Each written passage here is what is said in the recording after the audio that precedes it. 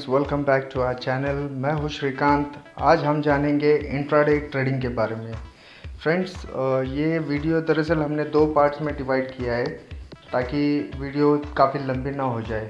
तो आइए शुरू करते हैं intraday trading guide for beginners, जो कि हमारी सबसे आसान और सरल मातृभाषा हिंदी में। फ्रेंड्स, इंट्राडे बेसिकली होता क्या है?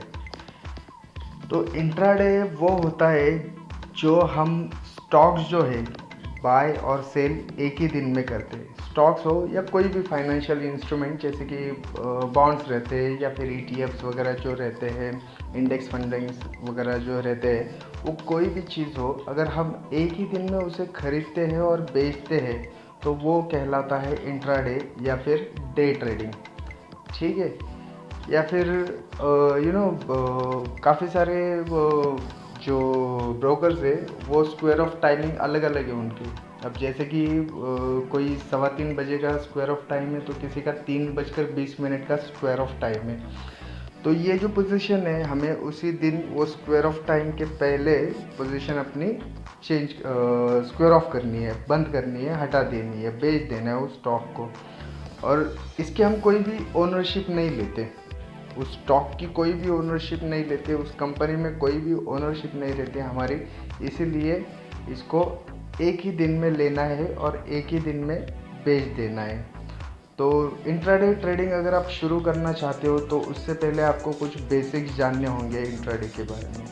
सबसे पहले तो जानते हैं कि इंट्राडे ट्रेडिंग जो है वो रेगुलर ट्रेडिंग से अलग कैसे होती है। तो अब जैसे हमने जाना कि इंट्राडे में आपको उसी दिन पोजीशन जो है स्क्वायर ऑफ करनी पड़ती है। ठीक है। आप बाय ऑर्डर लगाते हो और उसी दिन आप सेल ऑर्डर्स भी लगा देते हो।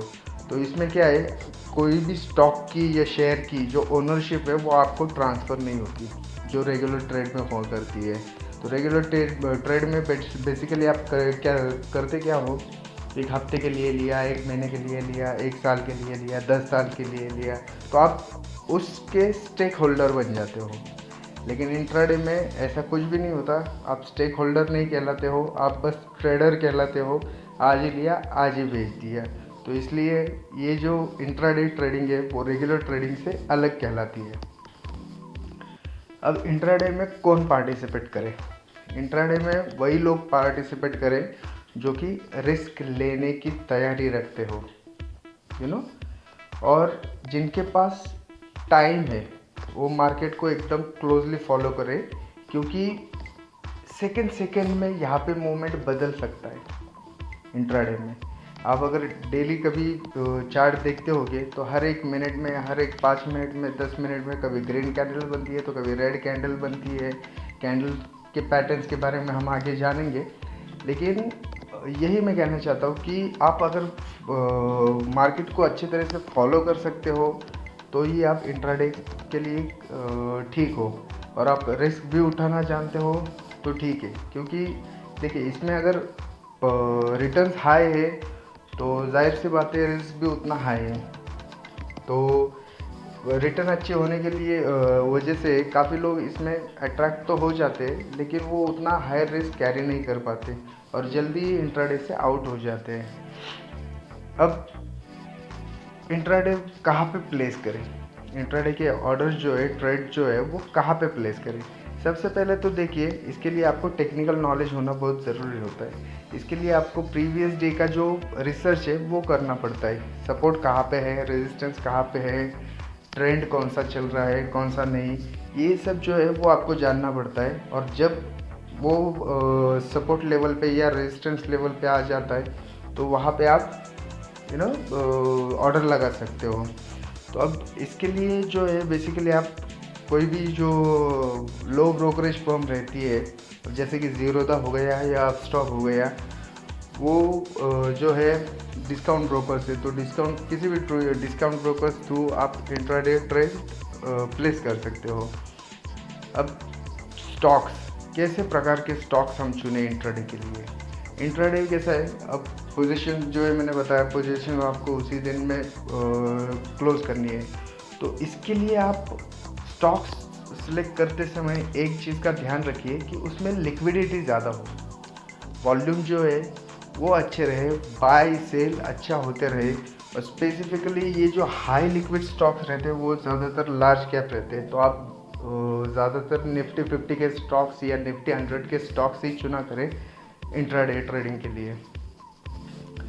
अब इंट्राडे ट्रेडिंग हमें कब एग्जीक्यूट करनी है, ठीक है? तो सबसे पहले तो इम्पोर्टेंट होता है कि टाइमिंग। आपका टाइमिंग सही हो ना तो हर पोजीशन आपकी सही हो जाती है। अगर टाइमिंग गलत हो तो ली हुई पोजीशन आपके लॉस में हो सकती है।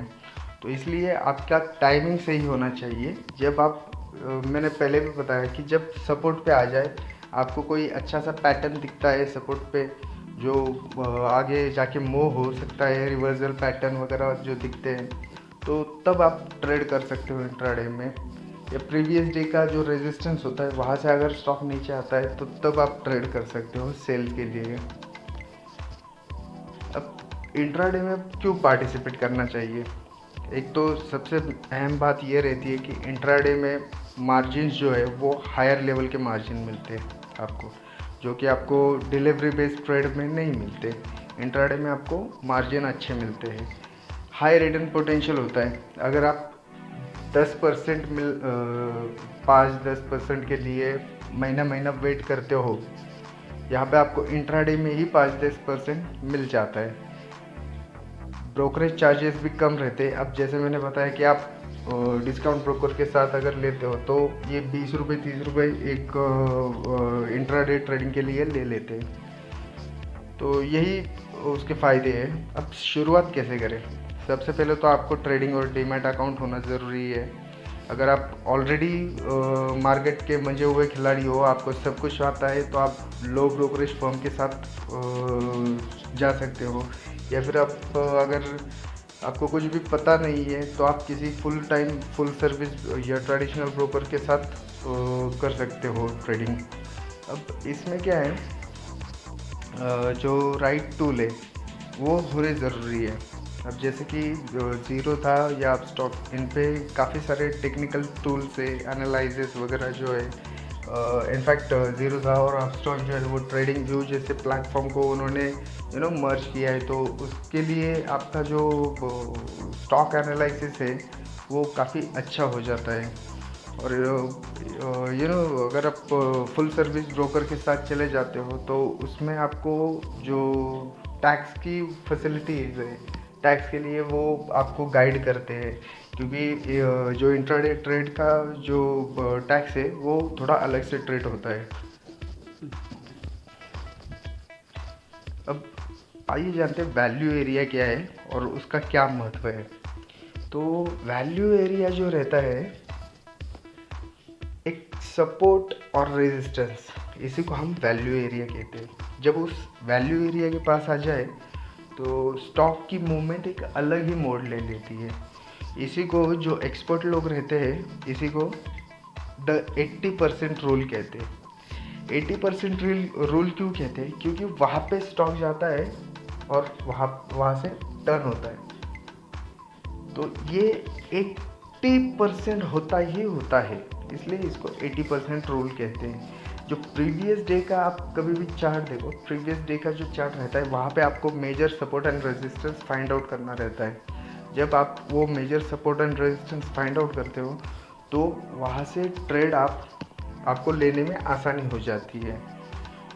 तो ये जो है ये बेसिकली थंब रूल है, आप ये ध्यान में रखिए। थंब रूल है तो इसको आप एज ए रिकमेंडेशन कंसिडर ना करें, ठीक है? और लास्टली आप अपना स्टॉप लॉस जो है वो लगाना ना भूलिए, क्योंकि क्या है, मैंने 80% कहा, 100% नहीं। तो अगर 20% भी स्टॉक अगर वो वैल्यू एरिया फील नहीं करता तो आपका लॉस ना हो जाए ज़्यादा, इसलिए आपको स्टॉप लॉस लगाना ज़रूरी है। और इसी के साथ आई होप आप जो आपकी ट्रेडिंग जर्नी है वो स्टार्ट कर सकते हो। So happy trading. और आपको अगर वीडियो अच्छा लगता है तो डेफिनेटली वीडियो को लाइक कीजिए। अगर आप चैनल पे नए हो तो सब्सक्राइब करना ना भूलिए। Thank you for watching friends, bye bye for now.